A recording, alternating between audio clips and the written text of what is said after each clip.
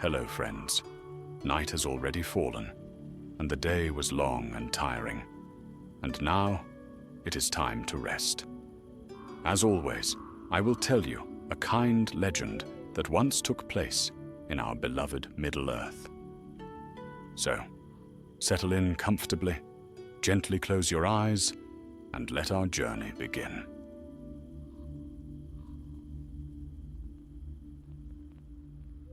The wind sang softly over the green plains of Eregion, carrying with it the scent of mountain snow and the faintest hum of hammer upon anvil.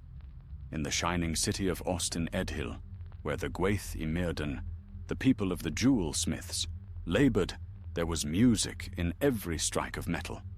Light from countless forges spilled through open arches, gleaming upon walls of white stone and polished silver. Here, the craft of the elves reached its height, for never before nor since did they wield such mastery in the making of beautiful things. Among these smiths was Eldarion, an elf of fair face and steady hand, whose skill with gold and gem had brought him quiet renown. Yet though his work was admired, his heart knew unrest, for within him burned a hunger, not for riches nor for fame, but for knowledge, for the secret fire that made creation itself live. He longed to make something eternal, a work that would not fade when ages passed into shadow. His master, Celebrimbor, grandson of mighty Feanor, guided him with patience. Together they forged rings of grace and healing, each imbued with a fragment of power drawn from their deep understanding of the world's hidden design. But Celebrimbor guarded his greatest work closely, and Eldarion, though loyal, began to sense that some great secret was kept from him. It was then that a stranger came among them. He arrived clad in silver and white, his countenance fair, and his eyes bright as stars seen over snow.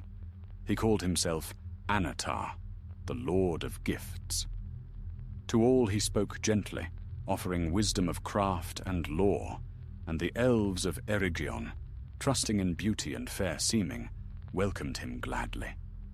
Only a few, those of Lindon and the northern realms, mistrusted his coming, for they said that nothing fair comes unbidden in the days of the shadow. But in Ostin-Edhil, Anatar's words found eager hearts. Eldarion was among the first to be drawn to him. Night after night they spoke in the forges beneath the stars. Anatar taught him methods of shaping metal so pure it sang when struck, of binding unseen energies within gold. The world, he said, is made of secret music. To craft truly is to find the harmony that binds it all together. And Eldarion, listening, felt his ambition burn brighter.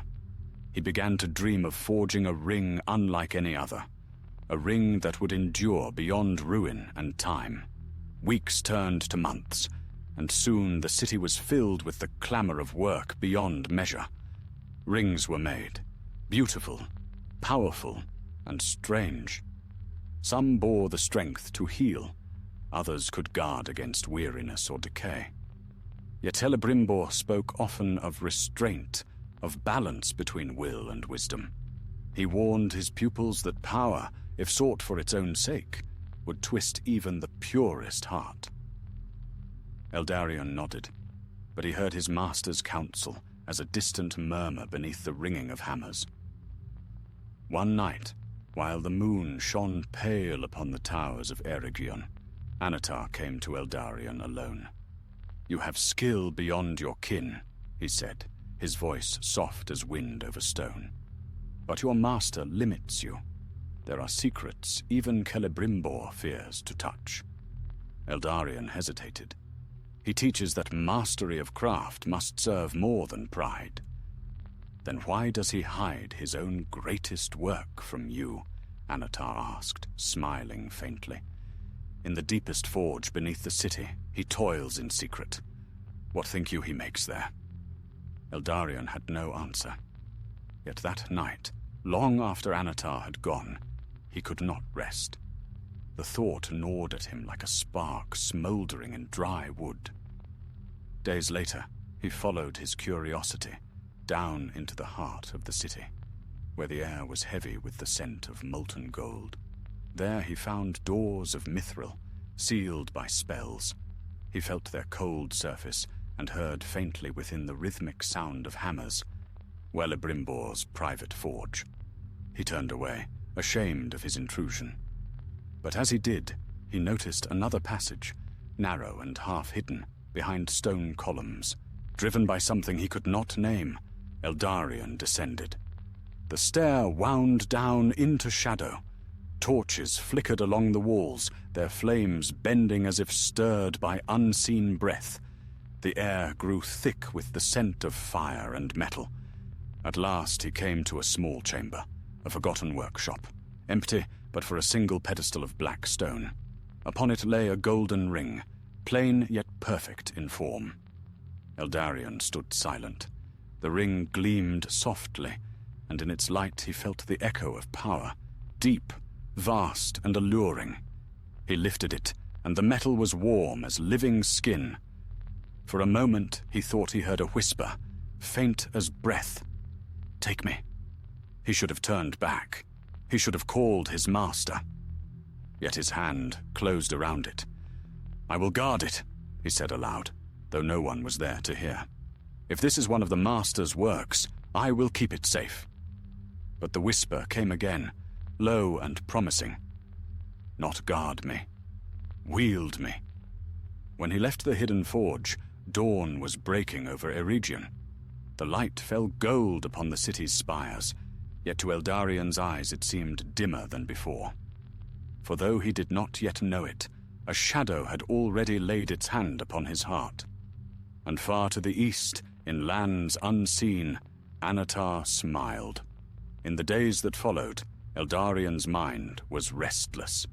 The golden ring lay hidden in a small chest beneath his bed, wrapped in soft cloth. He told no one, not Celebrimbor, not his fellow smiths, not even fair Anatar. Yet he felt its presence always, as though it pulsed faintly with a life of its own. When he slept, his dreams were filled with visions of forges brighter than the sun, of towers crowned with flame, and of himself standing alone upon a high place, master of all things wrought by hand or thought. He began to change. At first, his work seemed touched by new brilliance. The jewels he cut caught light in strange ways, shimmering with hues unseen before. The rings he fashioned shone with a power that startled even Celebrimbor. "You have grown, Eldarion," his master said, with quiet pride. "Your hands have found new strength." But though the praise warmed him, something within Eldarion twisted with unease. He felt an impatience that words could not still. His hammer struck faster, his eyes burned longer over molten metal. He began to avoid his companions, seeking solitude in the deep forges where shadows swam against the walls. There, when no one watched, he would take out the golden ring. He would slip it upon his finger, and the world would fall silent. In that silence, his senses sharpened. He could see the flicker of heat within the veins of ore, hear the faintest tremor of metal as it cooled. He could feel, dimly, the thoughts of those who worked above, their hearts beating like distant drums. But more than that, he felt himself growing larger, as if a veil were lifting from his sight. When he took the ring off, the world seemed dull and faded. He told himself it was only enchantment, a trick of the senses, yet each day he longed more to feel its power again. One evening, as the forges cooled and the smiths departed, Eldarion lingered. He sat alone amid the dying glow of embers, the golden ring turning between his fingers. The forge hall was quiet, save for the hiss of metal cooling in the trough. "Why do you hide me?" a voice whispered, soft as smoke, yet clear. Eldarion froze. "Who speaks? Do you not know? You carry me, and I carry you. We are bound, maker and made. The ring lay still in his palm, its surface gleaming faintly with inner light. He should have cast it aside, fled from the voice that slid into his mind like oil over water. But instead he whispered, "What are you?" "I am power unmeasured," it murmured. "I am the will that shapes the world. You sought mastery, and I can give it." Eldarion's heart pounded. Mastery. Over what? All things. Metal, flesh, and spirit alike.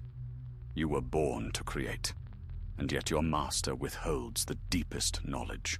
"But I—" The voice deepened, warm and commanding. "I can reveal it to you."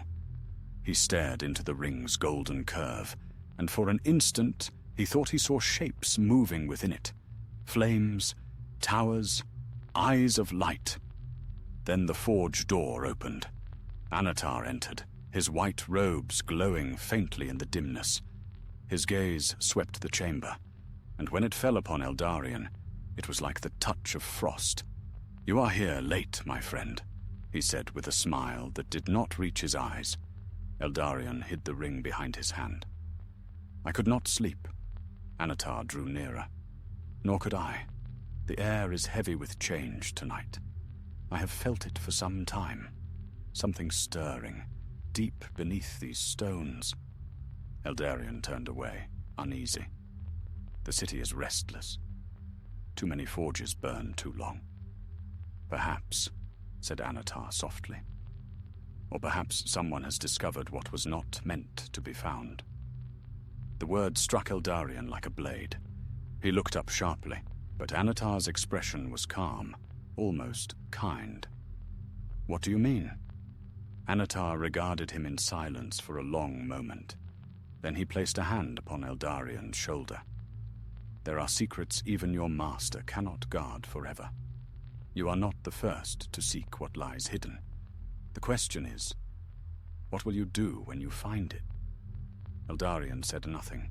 Anatar's hand tightened slightly, and his voice dropped low. "Power calls to power. Do not fear it, Eldarion. You were born for greatness.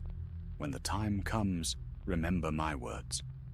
Then he turned and was gone, leaving only the echo of his footsteps fading down the hall. Eldarion stood trembling, the ring burning cold against his skin. He wanted to believe Anatar spoke as a friend, yet his heart whispered otherwise. Still, pride is a quiet poison, and once it enters the blood, it does not easily leave. In the days that followed, rumors spread through Ostinedil. The master smiths whispered that Celebrimbor was working on 3 great rings, rings of air, water, and fire, wrought with powers beyond imagining. Only the purest among the elves were to bear them, for they would preserve beauty and resist decay. Eldarion listened, and envy gnawed at him. Why was he not chosen? Had he not proven himself? That night, he returned to the hidden forge where he had first found the ring. The air there was cold, though no wind stirred. He placed the ring upon the pedestal once more and stared at it long. "Show me," he whispered. "If you hold such power, show me what I may become." The air shimmered, and darkness filled the room. Out of that darkness rose a vision. Tall towers crowned with fire, endless armies bearing banners of gold, and upon a high throne, himself robed in light, his hand raised, and all the world bowed before him. When the vision faded, he fell to his knees, trembling with both awe and terror. The ring gleamed where it lay, waiting. Then a sound broke the stillness, a voice calling from above. "Eldarion, are you there?" It was Celebrimbor. Panic seized him. He snatched up the ring, hiding it once more. When his master descended, the chamber was dim, the embers dying. "You should not be here," said Celebrimbor, his eyes grave. "This place is sealed for a reason." "I was only tidying the forge," Eldarion stammered. Celebrimbor studied him in silence. "Be wary, my son," he said at last. "There are powers in this world that take many shapes. Not all gifts are freely given." And though the words were spoken with care, Eldarion felt as though judgment had been passed upon him. When his master had gone, he looked once more at the ring, and his heart hardened. "Not freely given," he whispered. "Then I shall take what is mine." Outside, the night deepened, and far to the east, in the shadows of Mordor, a great darkness stirred. For Sauron's web was tightening, and soon the price of power would begin to be paid. Morning came pale and cold to Ostin Edil. The mist hung low over the city's white towers, and the sound of hammers seemed strangely hushed. Yet within the forges, Eldarion worked without rest, his eyes shadowed, his movements feverish. Every stroke of the hammer sent sparks flying like fireflies into the gloom, and with each blow his thoughts turned again and again to the ring hidden upon his hand. He wore it now often, though in secret. At first, the world had seemed brighter when he did, colors deeper, sounds clearer. But of late, a heaviness had begun to creep upon him, a weight in the air like the gathering of a storm. He would feel eyes upon him when none were near, and sometimes, in the heart of the night, he would sense a vast presence, searching, calling. Still he could not let it go. The power it granted was too alluring. His craft grew ever more wondrous, and even Celebrimbor looked on with pride and amazement. "You have outdone even my teachings," said the master. "Your skill grows beyond what I could have imagined." Eldarion bowed, but inside, shame warred with pride, for he knew that much of his new knowledge came not from toil or study, but from whispers that crept into his mind when the ring lay upon his finger. One evening, as dusk bled crimson over the hills, he found himself summoned to Celebrimbor's private hall. There, amid tables scattered with half-forged rings and scrolls of runes, the Lord Smith awaited him. "Eldarion," Celebrimbor said gravely, "the time draws near when our work must end. Anatar's teachings have carried us far, yet there is danger in the road ahead. I have come to mistrust his counsel." Eldarion's heart thudded. "Why? Has he not brought us wisdom beyond reckoning?" "Too much wisdom, perhaps," Celebrimbor said. "There are patterns in his craft that trouble me. I have begun works of my own. 3 rings, pure and unsullied by his touch. But Anatar will not approve, and when he learns what I have done, I fear his wrath." Eldarion felt his breath quicken. "You mean to hide them?" "Yes," said Celebrimbor. "These shall be for the preservation of beauty and light, not for domination or for might. Power is perilous when bound to will alone." At those words, Eldarion's stomach twisted, for though he spoke not, a voice within him whispered mockingly, "He does not trust you. He keeps the greatest works for himself." That night, he returned to his chamber and took out the ring. "He fears me," Eldarion said softly. "He knows I could surpass him." The ring's surface shimmered faintly, and in his mind came the echo of a deep, rich laughter. "Surpass him and all others. None need command you. Only take what is yours." "Anatar," Eldarion breathed, for he knew then whose will lay behind that whisper. "You have deceived us." "Deceived?" the voice purred. "I have only revealed truth. You desired mastery. Why shrink from it now? The others will never understand. They would rather see your gifts bound by fear. But I can make you free." He trembled. "Free? Or enslaved? There is no difference for those strong enough to rule." The voice faded, but its echo lingered long after. Days passed. The forges of Eregion burned brighter than ever, and the air was filled with a tense energy. Then, one morning, Anatar came to the gates of the city in splendor, arrayed as a king among smiths. His eyes shone with a terrible light. "The time has come," he said. "Bring forth the rings. Our labor is complete." But Celebrimbor forbade it. "No," he answered coldly. "The works of the Gwaithai Mirden are not thine to command." At that, Anatar's fair form seemed to darken. His voice grew deep, resonant with hidden fury. "You deny me, then, what I have wrought through your hands? You would steal from me, Celebrimbor of Eregion?" "You gave knowledge freely," said Celebrimbor. "We owe you nothing but farewell." Anatar's eyes glowed like coals. "Farewell indeed, yet not the kind you hope for." He turned away, and the air seemed to tremble with his departure. Fear spread through the city like smoke. The elves whispered of treachery and of a darkness stirring in the east. That night, Eldarion could bear the weight no longer. He went again to the secret forge, the ring burning hot upon his hand.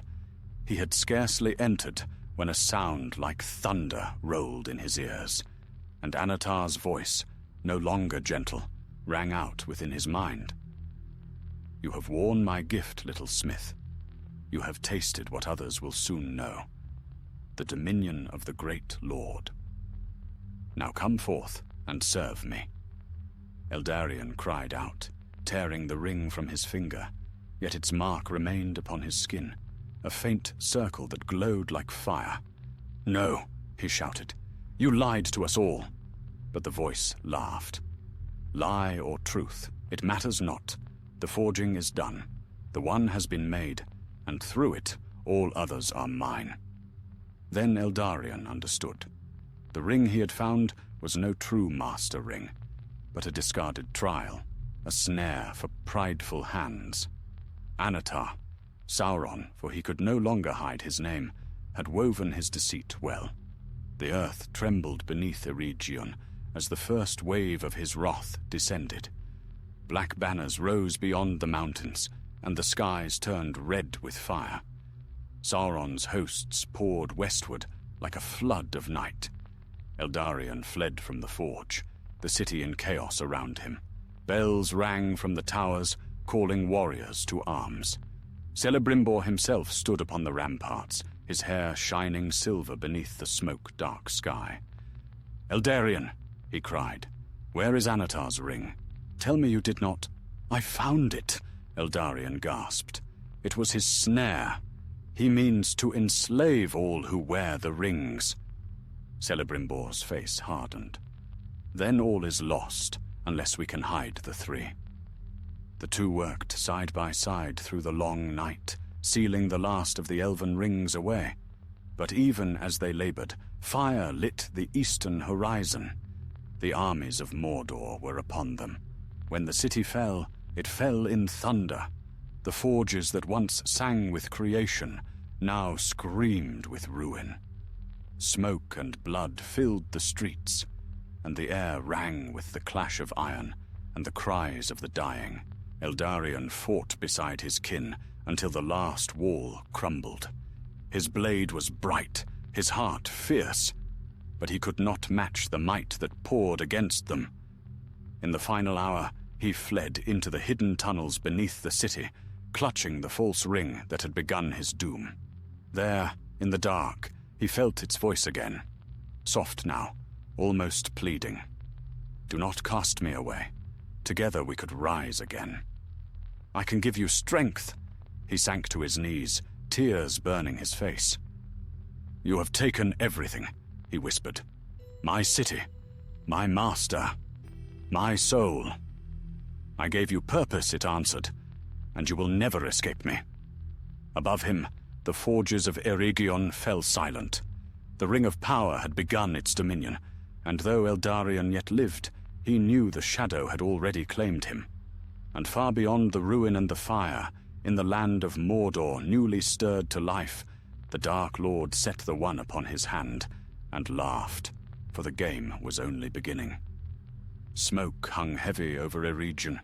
The once bright city of the elven smiths lay half in ruin, its white towers cracked, its silver streets darkened with ash.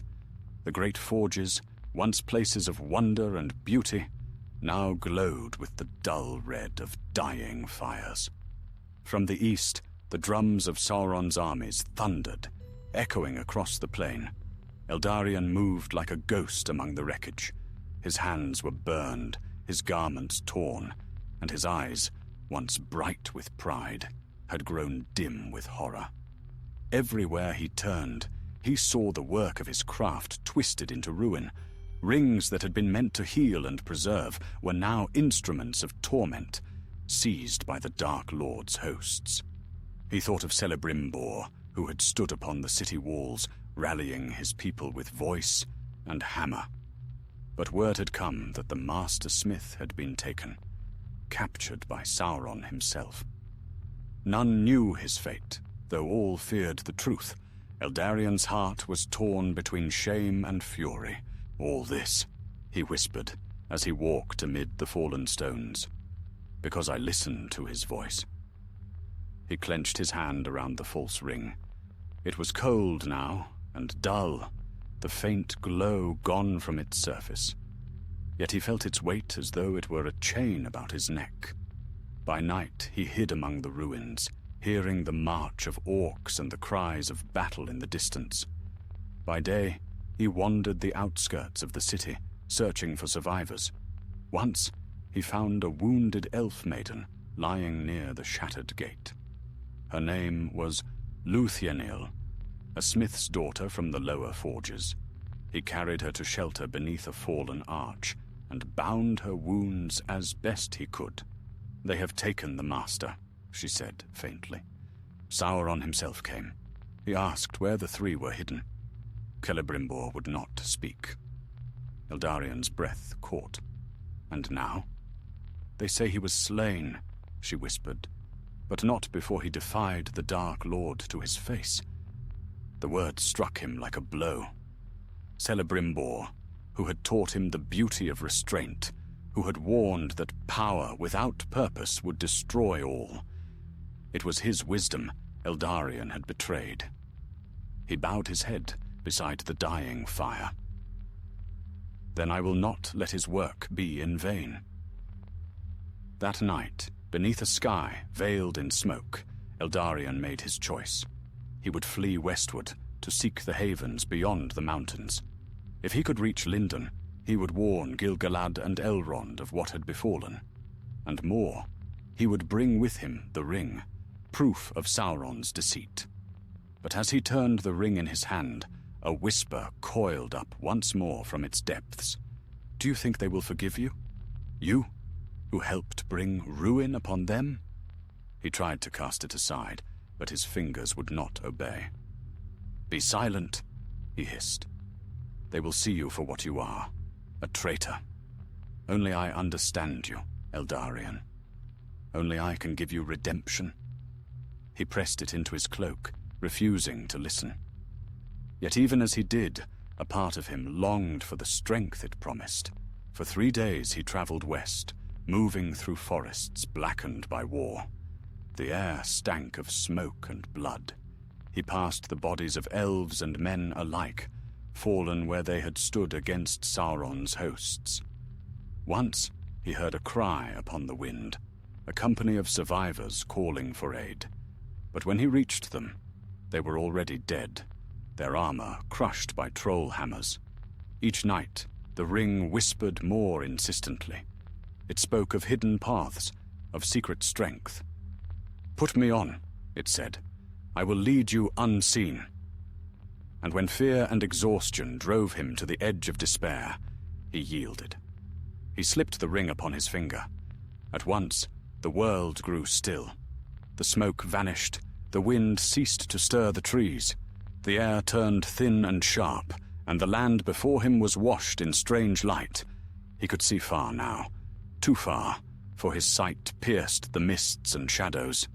He saw orc troops marching under black banners, saw fires burning in the east, and far off, upon a dark throne, a vast figure crowned in flame. The gaze of that figure turned toward him. Eldarion tore the ring from his hand with a cry, falling to his knees. The vision faded, but its terror lingered. He had felt the weight of Sauron's will, vast and cold, stretching across the lands like a shadow. And now he knew that the Dark Lord was aware of him. He ran then, as though all the armies of Mordor were at his back. Through the shattered woodlands of Hollin he fled, stumbling over roots and fallen stones, driven by the memory of that fiery gaze.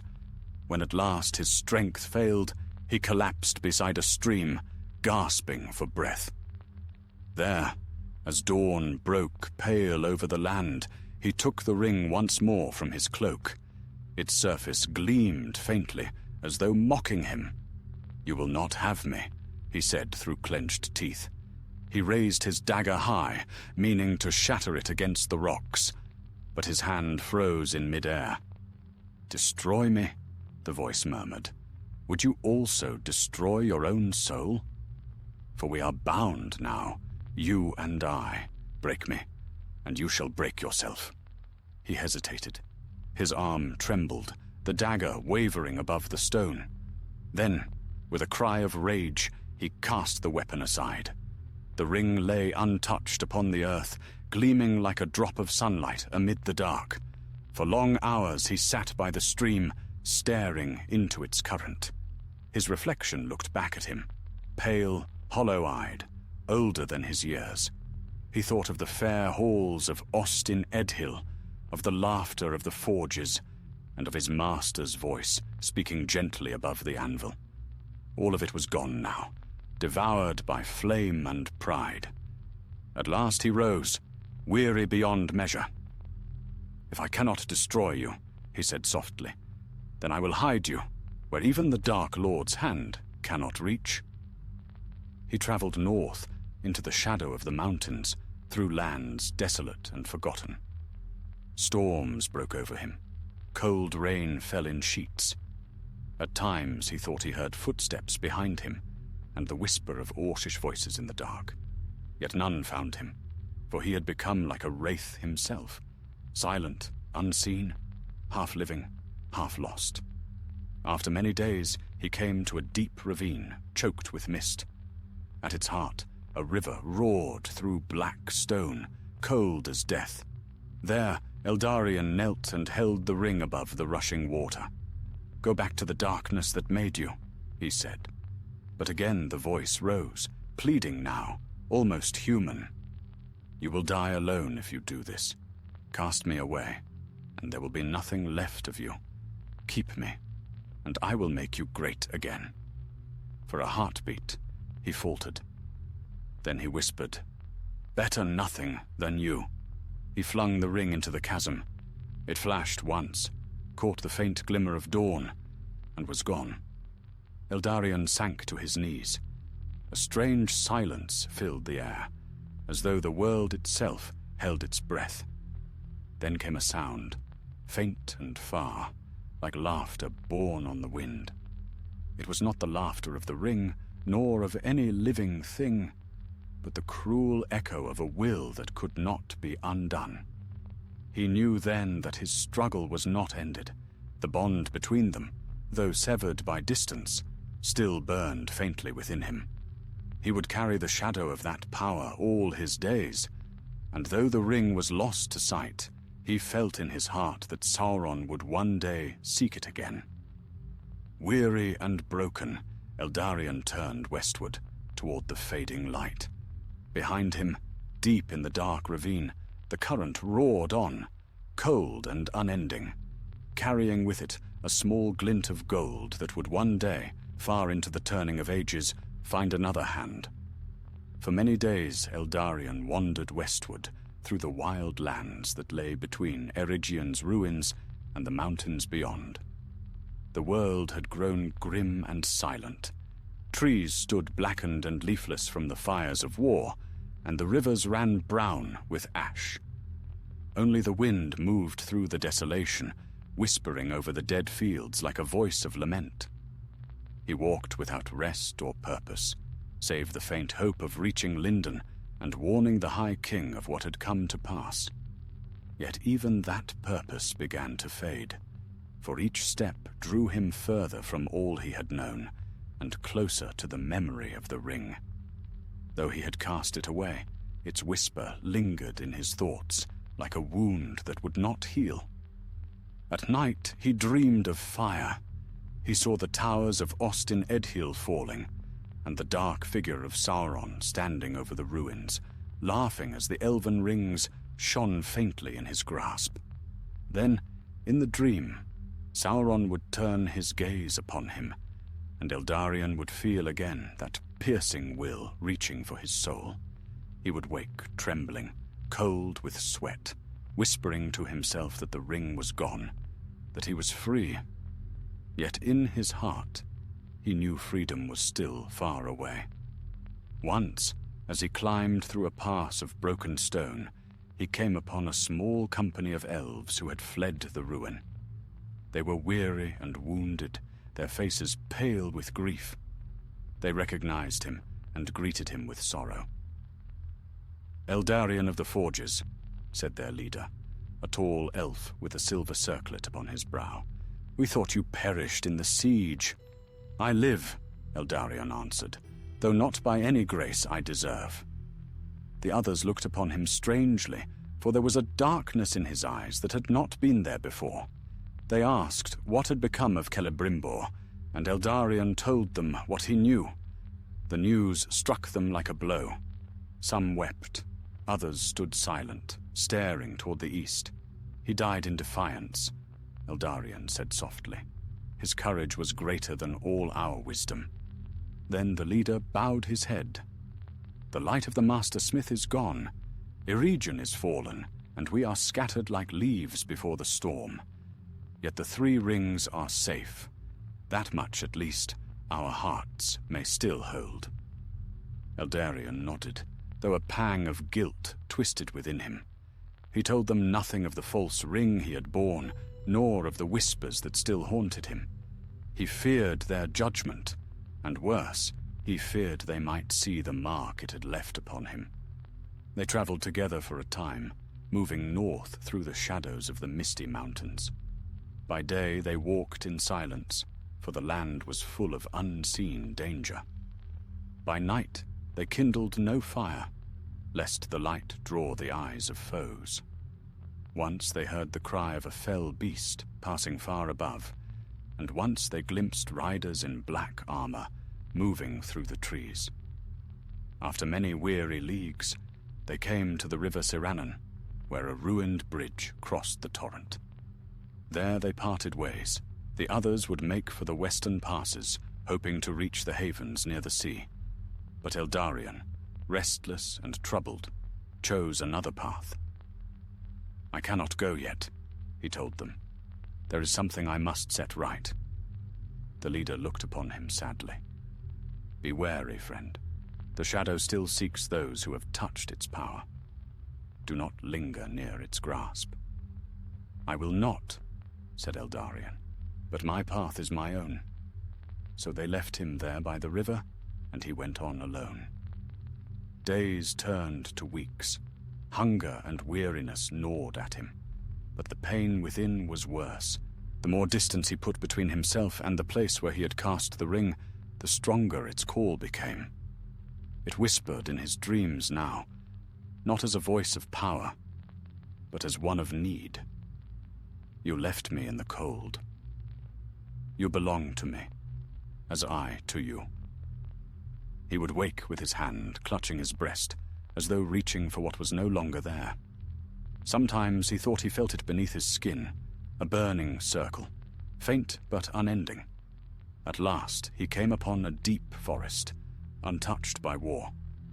There the air was cool and green, and sunlight streamed through leaves of gold. The songs of birds filled the silence, and for a moment, peace seemed to return. There he met a company of Galadrim, scouts sent forth from Lorien. They found him wandering, and brought him before their lady's emissary, a fair elf named Elarion. "You are far from any safe road," said Elarion, studying him keenly. What burden drives you into these woods?" Eldarion bowed his head. "I am a remnant of Eregion," he said. "I come seeking refuge, and perhaps forgiveness." Eldarion's eyes softened. "You have both, if you wish it. But beware, your heart bears a shadow, though your hands are empty." Eldarion started, fear pricking him. "What do you mean?" "There is a stain upon your spirit," the elf said. "Something has touched you, something not wholly cast away." Eldarion could not answer. Shame and dread warred within him. At last he said, "Then perhaps rest will cleanse it." So they led him to their hidden camp by a lake deep in the woods.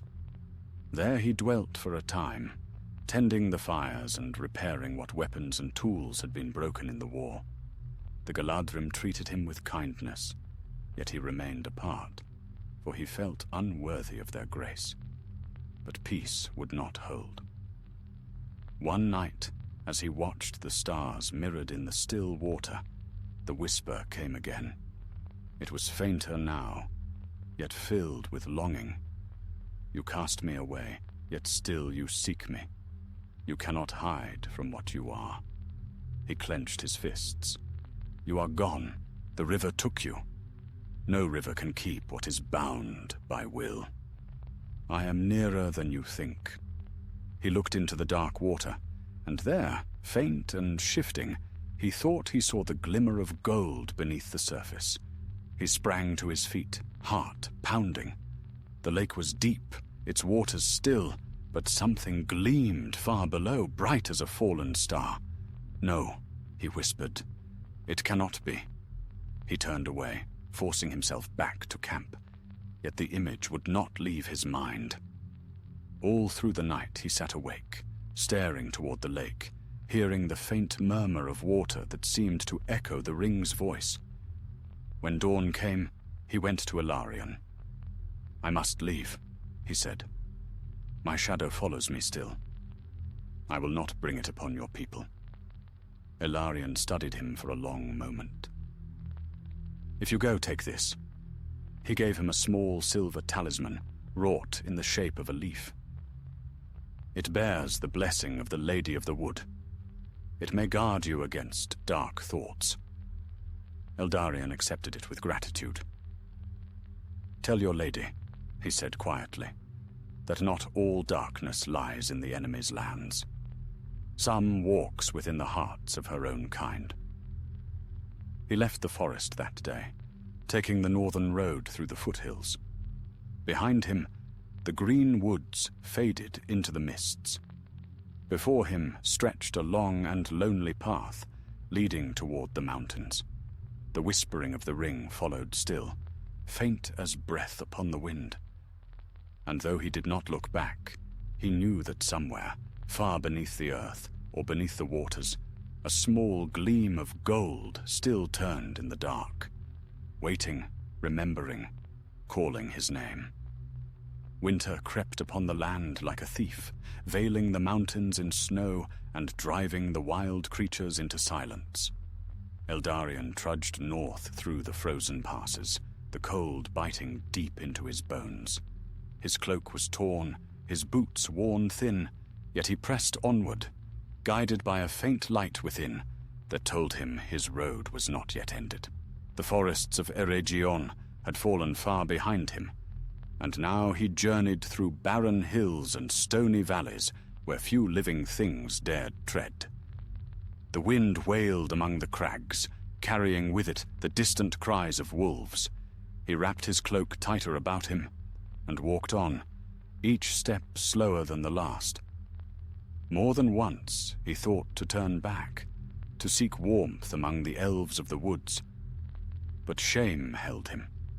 The ring's shadow had not yet faded from his heart, and he feared that if he lingered among his kind, it would awaken again in him. So he kept to the lonely road, his only companion the voice of memory, of fire, of ruin, of the soft whisper that had once bound his will. One evening, as the sun sank red behind the peaks, Eldarion came upon a ruined tower standing upon a ridge. Its stones were blackened by age, its gates long fallen, yet the place seemed strangely untouched by snow. He entered warily, seeking shelter from the wind. Within, the air was still and dry, and faint traces of ancient carvings adorned the walls, runes of dwarves, faded almost to nothing. He built a small fire in the hearth and warmed his hands. For a time, peace returned. But as he watched the flames dance, a strange unease grew in him. The light seemed to bend oddly upon the walls, and in the flicker of the fire, he thought he saw movement, a shadow shifting at the edge of sight. Then he heard a voice. "Long have I waited, son of Eregion." Eldarion sprang to his feet, hand to his blade. "Who speaks?" From the darkness beyond, the fire stepped a tall figure, cloaked in grey. His face was hidden beneath a hood, yet his presence filled the chamber with quiet power. "Peace," said the stranger. "I am no servant of the shadow. My name is Mithrandir." Eldarion stared, uncertain. "The Grey Pilgrim," he murmured. "I have heard whispers of you." Mithrandir inclined his head. "And I of you, Eldarion, last of the Gwaith Imorden. The tidings of your master's fall have reached even the far coasts. But it is said also that you bore something that was not meant for any hand of the free peoples. Is that tale true?" Eldarion's heart faltered. He lowered his gaze. "It was true, but no longer. I cast it away." "Cast away?" Mithrandir's eyes, bright beneath the shadow of his hood, seemed to pierce him. "You mean the work of Anatar, the deceiver, the thing that bound your heart?" Eldarion nodded. "It lies now in the depths of the earth, lost to sight. Yet I fear it is not destroyed." The wizard was silent for a time, as though listening to distant echoes. Then he said softly, "Nothing made by Sauron's hand is easily unmade. You have done what few could. You resisted his will. But his shadow will not forget you, Eldarion. It lingers where you walk, and those who serve him may yet be drawn to you." Eldarion clenched his fists. "Then what would you have me do? I cannot undo what is done." "Perhaps not," said Mithrandir. "But there is still work for you in this age. The seeds of ruin have been sown in Eregion, and the storm of war spreads westward. You must bear warning to the High King. Gil-galad will need all wisdom that remains among your people." Eldarion hesitated. "I am unworthy of such a task." "Unworthiness is not the measure of need," the wizard said kindly. "Go to Lindon. Tell them what you have seen. And take heart, for the shadow cannot claim one who still seeks the light." Eldarion bowed his head. "Then I will go." When dawn broke, Mithrandir was gone, leaving no sign but a faint scent of pipe smoke and a warmth that lingered where he had sat. Eldarion stepped from the tower into the pale light and began his descent toward the west. The journey was long and perilous. The passes were blocked with snow, and more than once he nearly fell to his death on the icy cliffs. Yet he pressed on, driven by the wizard's words and by the memory of his master's courage. At last, after many days, he saw before him the wide lands of Eriador, rolling hills and distant forests veiled in mist. There, faint upon the horizon, lay the glimmer of the sea. He wept then, for the first time since the fall of Eregion. The wind from the west carried with it the scent of salt and freedom, and for a moment he felt the weight of darkness lift. But peace, once again, would not last. As he crossed the Barandwin River at dusk, he saw signs of pursuit, hoofprints deep in the mud, too many to belong to travelers. The orcs of the east had come far, hunting any who bore word of their defeat, and among them he felt sure were those who sought him specifically. That night, as the moon rose over the river, He made camp beneath an old willow. The water whispered beside him, and he thought again of the ring lying in the depths of another stream far away. Sleep came fitfully. Then came the dream. He stood upon a vast plain of shadow, and before him loomed Sauron, crowned in flame. In his hand he held a ring, not the one, but another, smaller, familiar. The Dark Lord's laughter filled the air. You thought to be free of me, son of Eredin? All that you are, all that you forged, belongs to me. You cannot cast away what is already mine. Eldarion awoke with a cry. Sweat beaded his brow, though the night was cold. He stared into the darkness, heart pounding. And then he saw it, a faint glimmer upon the riverbank, like gold beneath the moonlight. He rose and went to it, trembling. There, half buried in the silt, lay a ring. His ring. The same smooth band of gold he had thrown into the chasm. No, he whispered, you cannot be here. But it was real, shining faintly, as if mocking him. He reached for it, then stopped. The wind shifted, and for an instant he thought he heard laughter carried upon it. Low, distant, cruel. He fell to his knees. Why will you not leave me? Because we are bound, came the whisper in his mind, soft as the turning of leaves. Until the world's unmaking, you and I are one. Eldarion's breath caught. He closed his eyes and forced his trembling hand away. Then so be it, he said hoarsely. If you will follow me, then you shall follow me into the fire. He rose, the ring still lying untouched in the moonlight, and turned toward the west. Somewhere beyond the hills lay the sea and the refuge of the elves. He would not rest until he reached it. Behind him, the river murmured on, carrying the faint gleam of gold downstream, slowly, patiently, as though it knew that its time would come again. And far to the east, in the fires of Orodruin, the Dark Lord stirred. A shadow passed over the land, and the night deepened. The tale of the rings was not yet ended, and the price of power was still to be paid. The road to Lindon was long and perilous, winding through wild country that had not known peace since the shadow rose in the east. Eldarion travelled by night, keeping to old paths and hidden valleys where the light of the moon was dim. His heart was heavy, for though he had escaped the ruin of Eregion, he could not escape the echo of his own folly. The ring he had found, the false creation of Sauron, was gone once more, yet he felt its mark still upon his spirit. At times, he would reach for it unconsciously, his hand brushing against the empty space at his breast where it had once hung. And though he had sworn never again to touch such a thing, he dreamed of it each night, gleaming in the dark, whispering his name. Snow began to fall as he crossed the highlands of Eriador. The wind tore at his cloak, and the cold bit deep, but still he pressed onward. His purpose alone kept him from despair, to reach Gil-galad's court in Lindon and bear warning of Sauron's deceit. He thought often of Celebrimbor. His master's face rose before him in the falling snow, stern yet kind, bright with the fire of creation. Eldarion remembered the long hours at the forge, the music of hammers, the light of molten metal. How far away it seemed now. One night, as he made camp beside a frozen stream, he saw firelight flickering in the distance.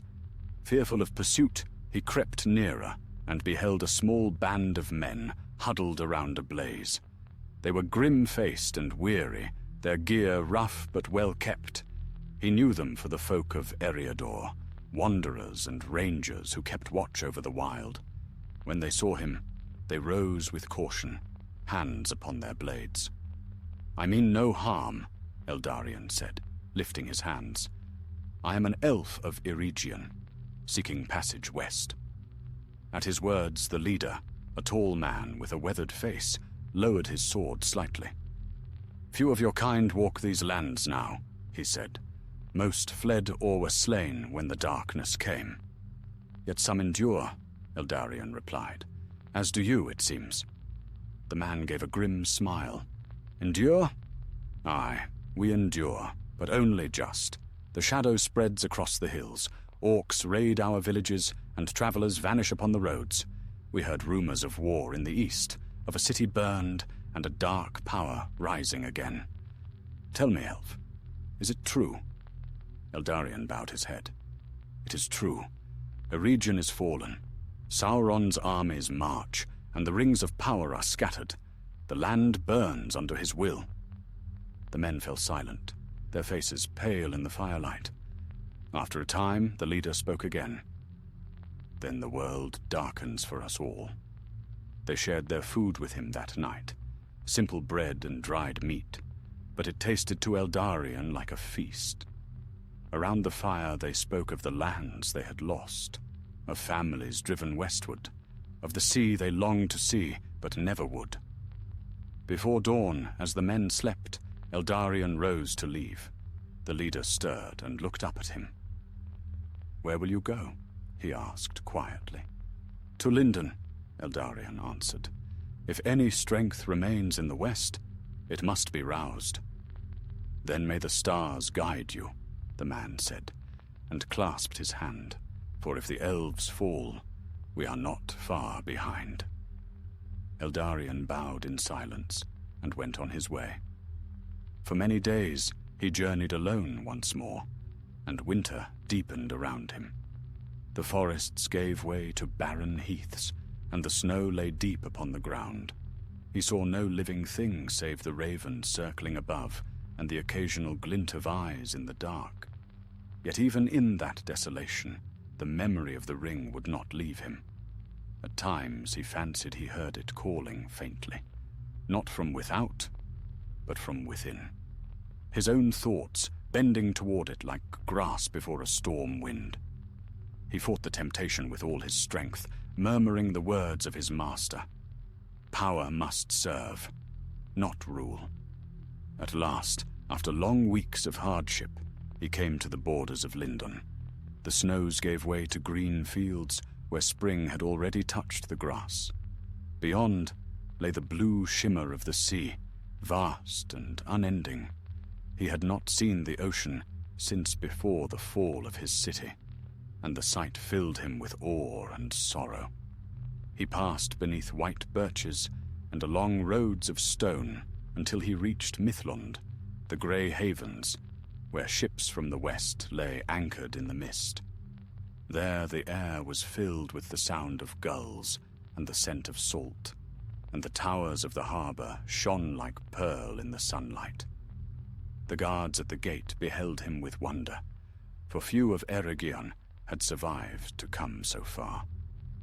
They brought him swiftly before Gilgalad, the High King of the Noldor, and Elrond Half-Elven, his herald.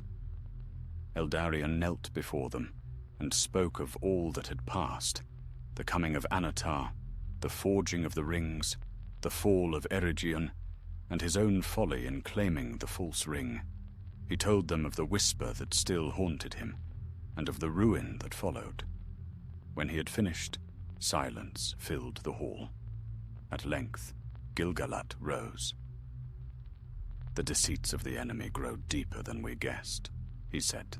"You have done grievous wrong, yet also great service, for by your tale we may better guard against what is to come." Elrond's gaze was filled with pity.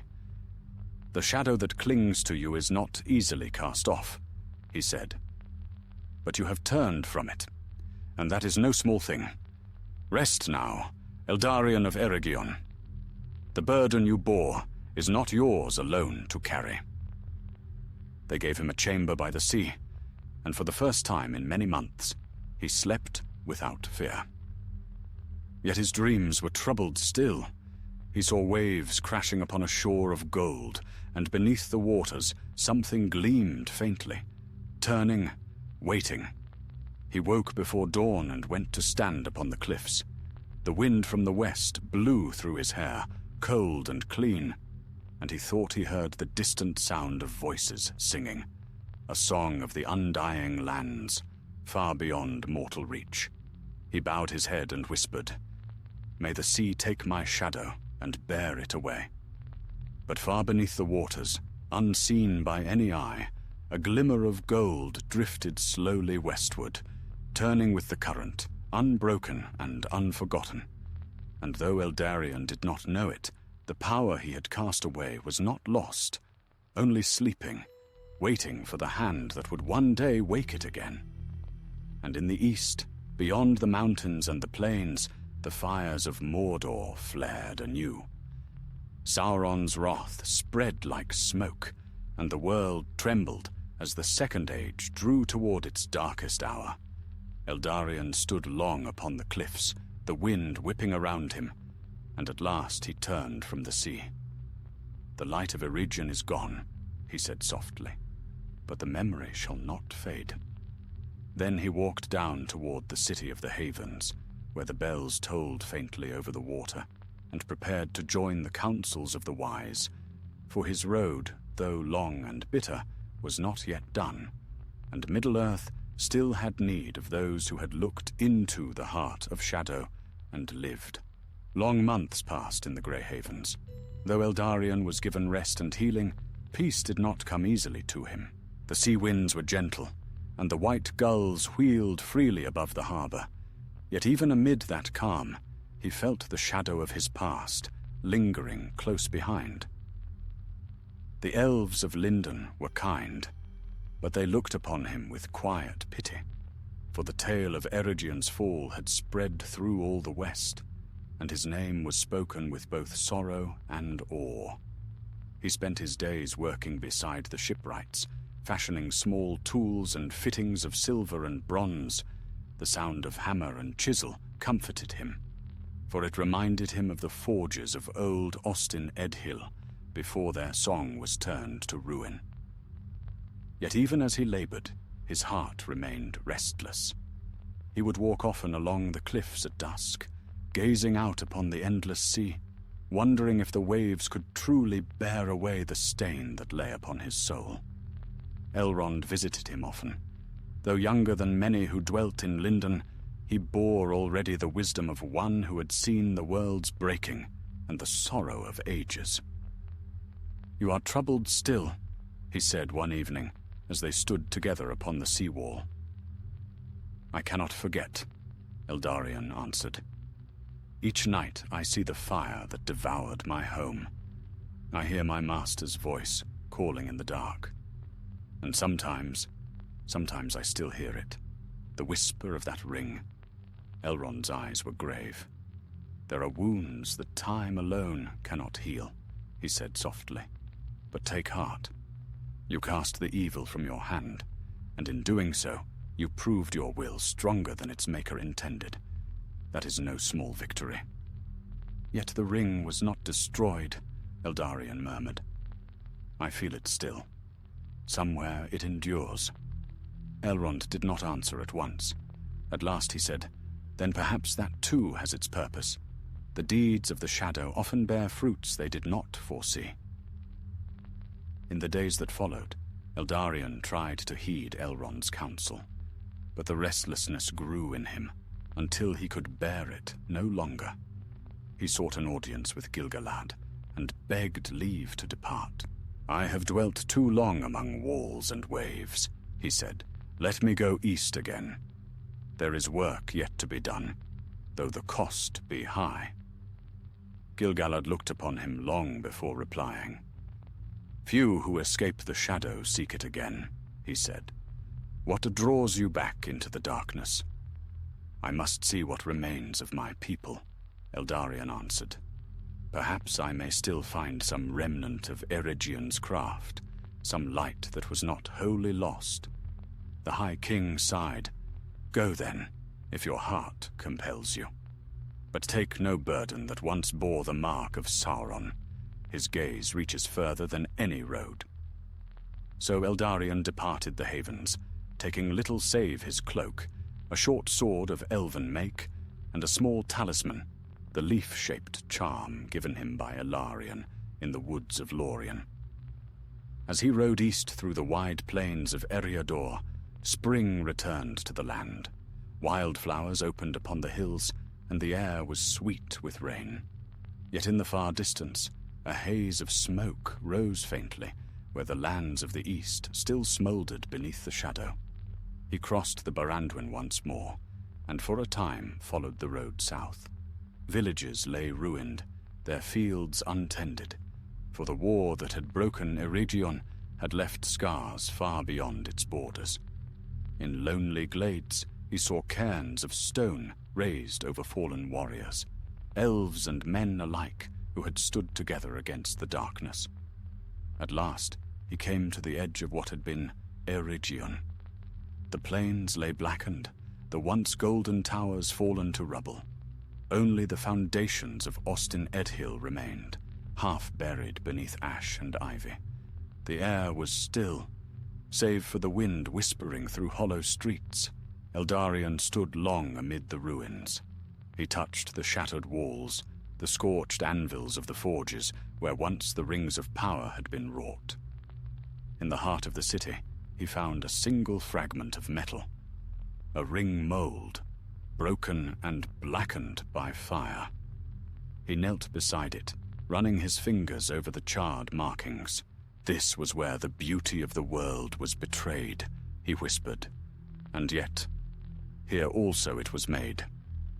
He built a small cairn over the relics he found, laying stones with care, and upon it he set the leaf talisman from Lorien. "Let this be my offering," he said, "a token of repentance for all that was lost."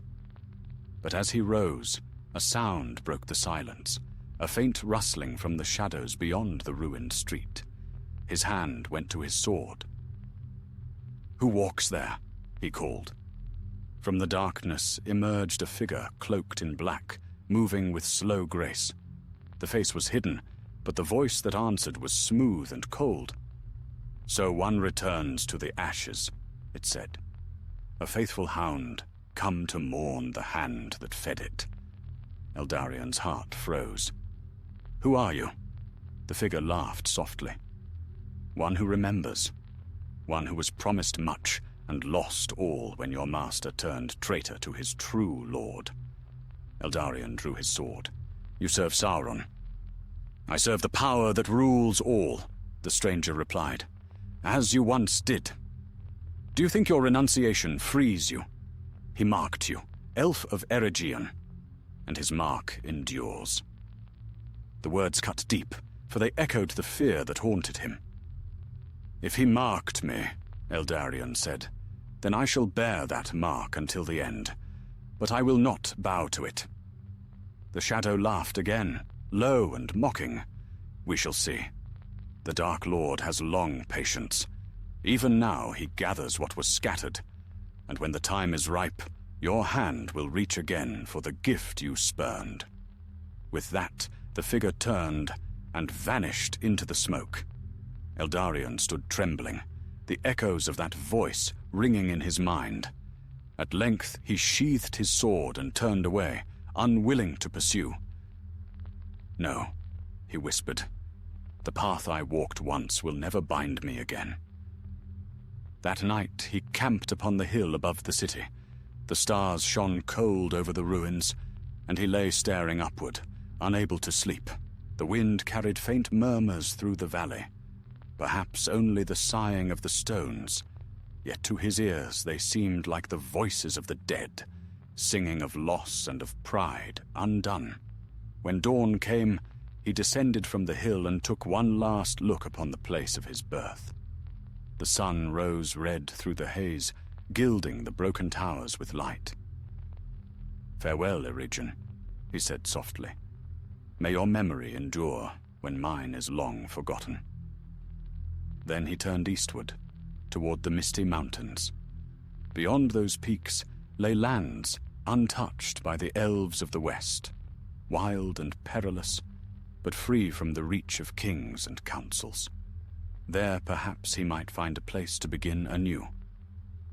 As he rode into the rising sun, the ruins behind him seemed to fade into mist. and for a fleeting moment he thought he heard the sound of hammers once more, distant, faint, like the echo of a song half remembered. But in the deep earth beneath the shattered forges, something stirred, a pulse of gold light, faint and slow, like the heartbeat of a buried flame.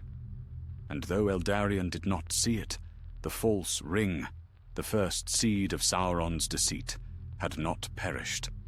It waited still, dreaming in darkness, and its dream was of fire. The road eastward carried Eldarion into the shadow of the misty mountains, where snow still clung to the high slopes, and the air grew thin and sharp. Spring had not yet touched these heights. The forests that clothed the foothills were silent, save for the cry of ravens and the sighing of the wind through bare branches. It was a lonely land, untamed and vast, and for many days he met no living soul. He traveled with little rest, driven by something he could not name. Though he told himself he sought peace, his heart whispered of unfinished work. The words of the black-cloaked servant of Sauron haunted him. He marked you, and his mark endures. At times, as he walked, he would feel a faint warmth upon his hand, as if the ring he had cast away still lingered there in memory. By day, he followed the old road that wound upward through the valleys. By night, he made camp beside mountain streams and watched the stars glimmer coldly above the peaks. The loneliness did not trouble him. He had known too much of crowds and sorrow. Yet there was a heaviness in the land, as though the mountains themselves watched him with unseen eyes. After many days, he came to a narrow pass, where the cliffs rose sheer upon either side. A faint mist drifted there, and the sound of rushing water echoed from the depths below. As he entered the gorge, he felt a strange unease, a prickle along his skin, like the air before a storm. Suddenly, a voice rang out. "Halt, traveler!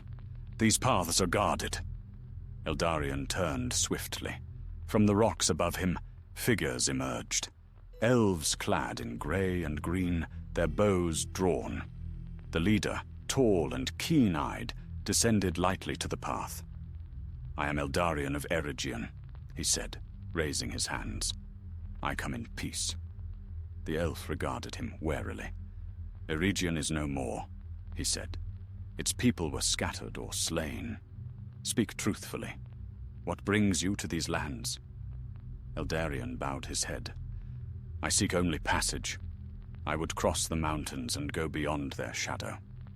The elf studied him for a moment, then nodded. "We are the wardens of this pass, servants of Lady Galadriel of Lorien. Few are permitted to walk these roads unchallenged, yet your name is known to us. Long ago you worked beside the Lord Celebrimbor." Eldarion's heart ached at the sound of that name. "I did, and I failed him." The warden's expression softened. Few who stood against the shadow came away unscathed. "Come then. You shall rest among us for a time. Perhaps the lady herself will grant you counsel." They led him through winding paths and hidden glades until they came to a sheltered valley where silver birches grew beside a clear lake. There, tents and flets of the Galadrim stood among the trees, their lamps shining softly in the twilight. For many days, Eldarion dwelt among them. They spoke little of war or sorrow, and the quiet grace of the place eased his heart. Each evening the elves sang beneath the stars, songs of the west and of Valinor beyond the sea. Eldarion listened in silence, his eyes bright with unfallen tears. One night, as he stood beside the lake, a soft light approached through the trees. A tall figure came forth, clad in white and silver, her hair like starlight, and her eyes deep with ancient wisdom. Eldarion bowed low, for he knew her at once. "My Lady Galadriel," he said. She looked upon him long, and spoke gently. "You have wandered far, son of Eregion." I have heard your tale, the forging of the rings, the fall of your city, and the burden you cast into darkness. Yet your heart remains unquiet." Eldarion could not meet her gaze. "Because it is not ended," he said. "The ring I bore was false, yet its shadow clings to me. I feel it still, whispering at the edge of thought. I fear I am not wholly free." Galadriel's eyes seemed to pierce his very soul. "Few who touch the works of Sauron remain untouched," she said. "He wove his malice into every craft, and those who labored under his guidance carry a trace of it. Yet it need not rule you." "Then tell me how to cleanse it," he begged. "Tell me how to be free." The lady was silent for a time, her gaze turned toward the dark waters of the lake. At last she said, "The heart cannot be cleansed by fleeing its shadow. You must face it. Seek the place where the ring was wrought, and there confront what still binds you." Eldarion's breath caught. "You would have me return to the forge, to the place where all was lost?" "It is the only way," she said softly. "You must make peace with your past, or it will follow you beyond the end of days." He bowed his head. "Then I will go." Galadriel laid her hand upon his brow, and warmth flowed through him. "Take with you this blessing," she said, "and when the darkness calls, remember that light endures, even in ruin." At dawn he departed the valley. The wardens watched him go, sorrow in their eyes, for few who sought the remnants of the shadow ever returned. He followed the eastern paths down the mountain slopes, through forests grey with mist and across rivers swollen by spring thaw. On the 5th night, as he camped beside a narrow ravine, a strange glow flickered far below. Curious, he descended, the sound of rushing water growing louder. There, at the bottom of the gorge, the stream ran swift and clear, and in its depths something gleamed faintly gold. His heart froze. The water rippled, and for a moment he saw it plainly, a ring turning slowly in the current. "No," he whispered. "Not again." Yet his feet carried him forward. He waded into the stream, the cold biting his skin, and reached down. The gold flashed once beneath his fingers, then was gone, swept away by the flow. He staggered back, gasping. "It cannot be," he said aloud. "You were lost." But the whisper came, faint and mocking. "You cannot lose what you are." He fell to his knees, gripping the wet stones. "Leave me," he cried. "I am done with you." "Are you?" came the answer, soft as breath. "You sought me again. Even now you follow where I lead. You were mine from the first spark of the forge." The stream roared louder, though no wind stirred. The very air seemed to hum with unseen power. Eldarion clutched at the talisman on his breast, the leaf of Lorien, and light flared from it, silver and pure. The whisper ceased. For a long time he knelt in silence, the sound of the river echoing in his ears. Then he rose slowly and looked eastward, toward the shadowed plains beyond the mountains. "I will find the place where you were born," he said, "and there I will end you, or be ended." With that vow he turned from the ravine and began his descent into the wild lands of Rhovanion, where few elves had trod since the world was young. Behind him, the river ran on, its surface calm once more. But deep beneath, something glimmered faintly in the dark, waiting, watching, as if the mountain itself had listened and remembered his words. And far away, in the fires of Orodruin, Sauron stirred from his brooding. A faint tremor passed through the land, and he smiled without mirth. "So the last of the Forge Masters still walks beneath the sun," he murmured. "Then let him come. The price of the ring will be his soul." The days that followed were long and full of silence.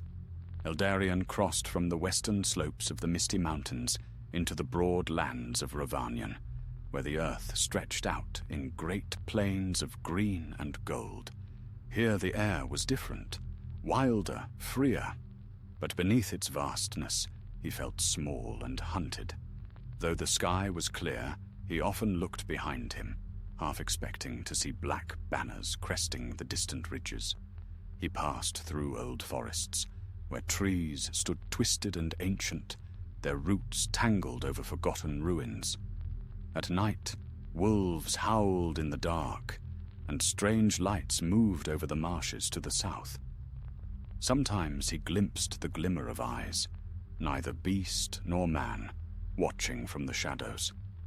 Yet none dared draw near, for there was still an aura about him, faint but unmistakable, like the residue of great power. He did not hasten. Galadriel's words haunted him still. Seek the place where the ring was wrought. But where lay that place now? Ostin Edhill was ash and rubble. The true forges where Anatar had guided their hands had been hidden deep beneath the city, and the tunnels that led there had collapsed when Sauron's fire swept through. Still, he felt that if he followed his heart, it would lead him back, perhaps not to stone and anvil, but to the truth buried beneath both. On the 15th night of his wandering, he came upon a ruin half swallowed by earth. Stone arches jutted from the hillside, their carvings worn smooth by wind and rain. Moss hung thick upon them, but as he brushed it away, he saw runes, familiar shapes, marks of the Gwaith I Merdan. His pulse quickened. He descended through a cleft in the rock. The air grew colder, heavy with the scent of damp earth and old metal. His torch flickered, throwing long shadows upon the walls, and there, deep beneath the roots of the hill, he found it. A forge, long forgotten, yet strangely intact. The anvils were rusted, the bellows torn, but the marks of craft remained. He knelt beside the cold hearth, running his fingers along the grooves in the stone. "Here it began," he murmured. "Here we gave fire to the deceiver's design." Memories came flooding back, Anatar's voice, gentle and wise, his hands guiding theirs as they shaped the first rings, the gleam of molten gold, the thrill of mastery. He remembered his own pride, his hunger to create something deathless. And now, in the silence, he saw clearly what he had never understood before. It was not the ring that had bound him, but his own desire. He stayed there through the night, feeding the torch when it burned low. At times, he thought he heard whispers echoing through the dark corridors, soft, insistent, like the sighing of the forge's breath. He closed his eyes and listened, and in that whisper he heard again the voice that had once enslaved him. "You could make me anew," it said. "Here lies all you need, the tools, the knowledge. Why flee from what you are? You were born to craft, not to hide." He gritted his teeth. "No, I was born to learn, not to serve." "Serve?" The voice laughed. "You misunderstand. I offered you greatness, and still I do. The fire sleeps, waiting only for your hand to wake it. Forge again, and all shall be restored." His torch flared as if in answer, and for a moment he saw the faint outline of a forge fire burning where none should be. He rose, heart pounding. "Begone!" he cried into the empty hall. "I will not be your vessel again." The light dimmed, the shadows sank back. Only the crackle of his torch remained. Yet the air was heavy with the memory of flame. When dawn came, he climbed once more into the open air. The sky was pale gold, and a thin mist drifted across the plains. He stood upon the hilltop and looked eastward, toward the faint line of smoke that marked the distant lands of Mordor. "So long as he endures, this will never end," he said softly. "If I am to be free, I must go where the fire was first kindled." Thus began his long journey toward the dark heart of the east. He followed the course of the river Anduin southward, moving by night and resting by day. The lands grew harsher as he went, the forests giving way to barren fields and broken ridges. Once he came upon a small village of men who tilled what poor soil remained. They gave him food and water, and though they spoke with respect, they looked upon him with unease. "You are not the first wanderer to pass this way," their elder said. "Strange tidings come from the east.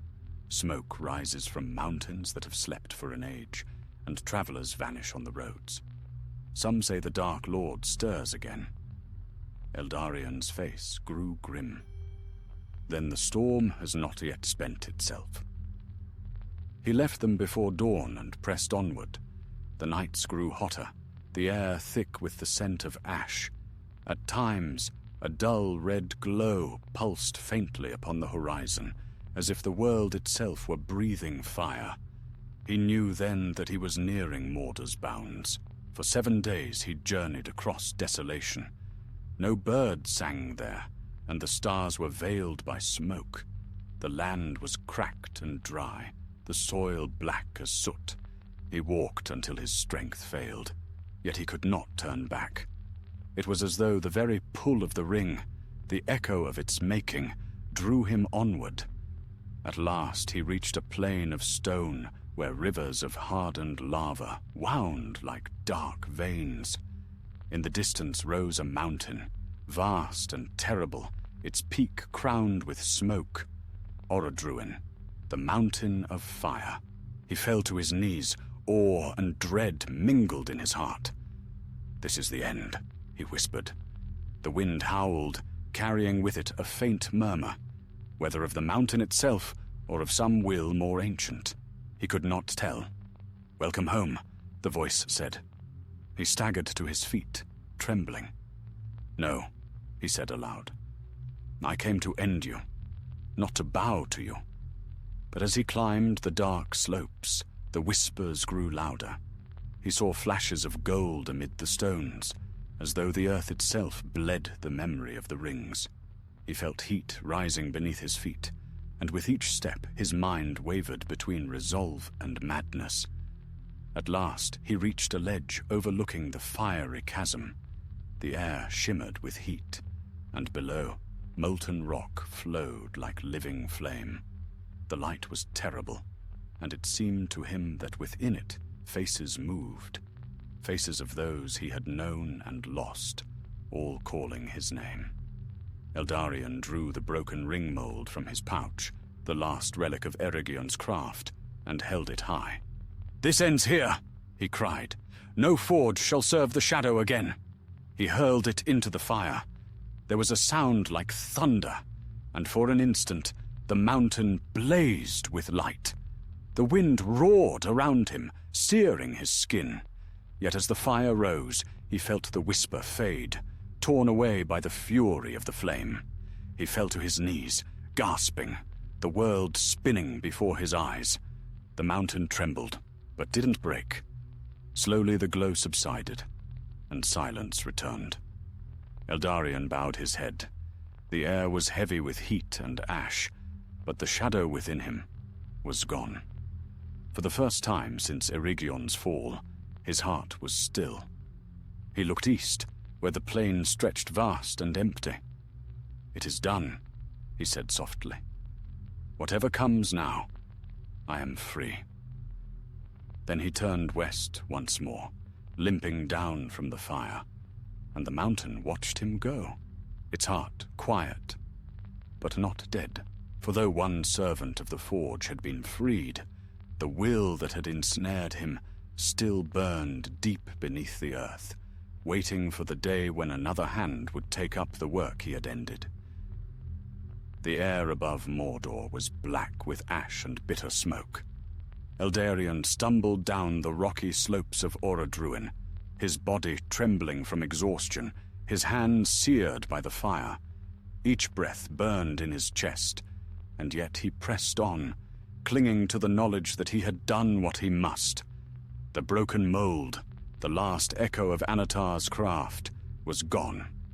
With it, perhaps, a part of his own darkness had perished. Below, the plain stretched wide and lifeless, a wasteland of stone and dust. Rivers of cooled magma wound through the earth like frozen veins, and a foul stench hung in the air. He could see the black towers of Gorgoroth in the distance, their shapes jagged against the red horizon. Once they had been the heart of Sauron's dominion. Now they lay half in ruin, silent save for the wind that moaned through their hollows. Eldarion did not know how long he wandered there. The days and nights were lost in a haze of heat and thirst. He found no water, no food, yet something drove him onward. A faint whisper, not of the ring's corruption, but of another kind. It was the call of the world itself, a deep voice beneath all sound, reminding him that life yet endured beyond the desolation. At last he came to the edge of Mordor, where the shadow thinned and the stars could once more be seen. There he collapsed beside a narrow stream that trickled through the stones, its water clear as crystal. He drank deeply, and for the first time in many weeks, he slept without dreams. When he woke, the sun had risen pale and cold over the mountains. The sky was a dull gold, and a faint breeze stirred the dust. He sat for a long time, staring westward. "It is finished," he murmured. "The fire no longer calls to me." But the world beyond Mordor had not stood still. Even as he rested, riders moved through the lands of Ithilien, scouts of the Alliance, for the great war between elves, men, and Sauron's armies had begun to stir. He saw their banners one evening, distant and glimmering in the fading light, and went to meet them. They were men of Númenor, tall and stern, their armor shining even in the shadow of the east. Their captain hailed him with caution. "Who walks in the waste of the enemy?" "I am Eldarion of Eregion," he answered. "Once a servant of the Forge, now a wanderer. I seek passage west." The captain studied him in silence. "Eregion fell long ago," he said. "Yet if you speak true, you bear the look of those who have seen great ruin. Come with us. The High King Gil-galad and Elendil of Númenor gather their hosts for war. You may find purpose among them." So Eldarion went with the riders. They crossed Ithilien and came to the great encampment by the Anduin, where banners of silver and blue mingled with those of white and gold. There he beheld the might of the last alliance, elves and men standing together in strength, their hosts stretching as far as the eye could see. When word of his coming reached Gil-galad's tent, the High King summoned him. Eldarion bowed low, but the king bade him rise. "I have heard of you," said Gil-galad. "You walked the forges of Eregion, and you have looked into the heart of the shadow. Tell me truly, does Sauron stir again?" "He does," Eldarion said. "Though his form is hidden, his will burns still in the depths. I have felt it even upon the mountain's flank. He gathers his strength." Elendil stood beside the Elven King, tall and proud, his eyes stern. "Then our course is set. We march upon Mordor, and the Dark Tower shall fall." Eldarion bowed his head. "If you go to war, then let me go with you. My hands may still be of use, though they have long known shame." Gil-galad regarded him thoughtfully.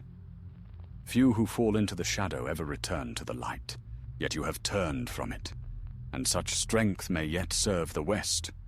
Remain with us, son of Eregion, and lend your skill to the forges of our host."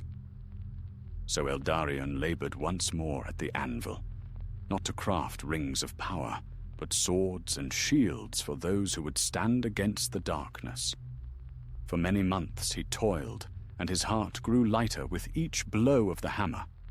The clang of metal was no longer a reminder of his sin, but a song of renewal. When at last the armies marched, Eldarion marched with them. They crossed the plain of Gorgoroth, banners streaming in the wind. The ground trembled beneath their feet, and the air grew thick with ash as the hosts of Mordor came forth to meet them. The battle that followed was fierce and long, and many fell upon both sides. Eldarion fought beside the warriors of Númenor, his blade flashing in the firelight. He saw Elendel's son, Isildur, rallying the men when the line faltered, and Elrond leading the elven companies with unyielding valor. And through it all, the dark tower loomed in the distance, its peak wreathed in smoke. At last the armies of the west prevailed, and Sauron's forces were driven back to the foot of Orodruin. Eldarion stood upon the plain, his sword dark with the blood of orcs, and watched as Gil-galad and Elendil prepared for the final assault. The great doors of Barad-dûr were broken, and Sauron came forth in wrath. His form was vast and terrible, his armor black as the void. Fire burned in his eyes, and in his hand he bore the One Ring, gleaming with malice. The sight struck Eldarion to the heart. It was as if all his fears had taken form before him. The whisper returned, louder than ever. "Did you think to escape me? You forged the path that brought them here." He fell to his knees, clutching his head. "No," he gasped. "You will not have me again." Gil-galad saw his struggle and called to him, but Sauron's gaze turned upon them both. The Dark Lord's laughter rolled across the plain like thunder. "You cannot destroy what you made!" Then Gil-galad and Elendil advanced, their blades shining with pure light. They struck together, and the clash of their weapons against Sauron's might shook the world. Flames leapt high, and the mountain roared in answer. When the smoke cleared, Sauron's form lay fallen, but both kings were slain beside him. Eldarion staggered forward, his vision dim. He saw Isildur bend and take the ring from Sauron's hand, and in that instant the whisper flared again. Soft, triumphant, seductive. It begins anew. Eldarion cried out, but his voice was lost amid the tumult. The fire rose once more, and he fell to the ground, senseless. When he awoke, the battle was done. The plains of Gorgoroth were silent, save for the moan of the wind. Sauron's armies had fled, and the Dark Lord's spirit had vanished. Yet Eldarion knew in his heart that the shadow hadn't ended, only changed its form. He rose unsteadily and looked toward the west, where the sun broke through the clouds. "The ring will call again," he whispered, "and when it does, others must stand where I once fell." Then he turned from Mordor and walked into the dawn, the last survivor of the Forge Masters, his name fading into legend. And though his story would be forgotten by men, the echo of his choice, the defiance of one who had looked into the fire and turned away, would linger long in the memory of the elves. Far beneath the ashes of Orodruin, the molten heart of the mountain pulsed faintly, as if it too remembered.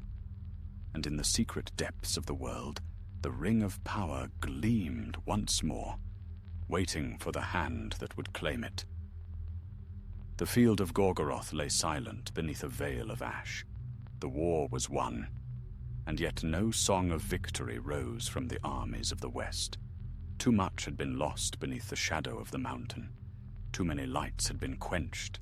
Smoke coiled from the fissures of the land, and the red glow of Orodruin pulsed faintly against the darkening sky, like the heartbeat of a dying beast. Eldarion wandered among the ruins of battle. His armor was scorched, his sword broken at the hilt. Around him lay the bodies of men and elves, mingled with the carcasses of orcs and fell creatures. The ground was blackened, soaked with blood and flame. Above all things, the air was thick with silence, the silence that follows after great wrath. He came at last to where Gil-galad had fallen. The High King lay beneath a shattered banner, his face pale as moonlight, his eyes closed as if in sleep. Near him was Elendil, great among men, his broken sword still clutched in his hand. Their sacrifice had ended the war. Yet even as Eldarion knelt beside them, he felt no peace.